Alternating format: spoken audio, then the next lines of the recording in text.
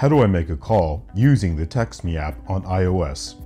There are 3 ways to make a call. First, you can dial a number directly.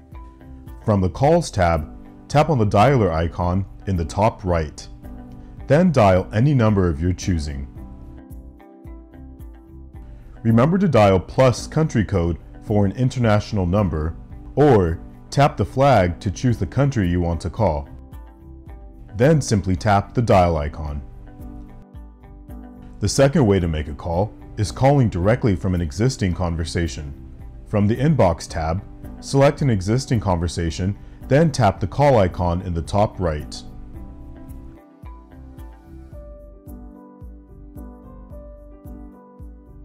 The third way to make a call is calling from your contacts.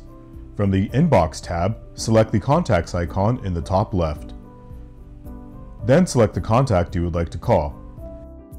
Then click the call icon as seen here.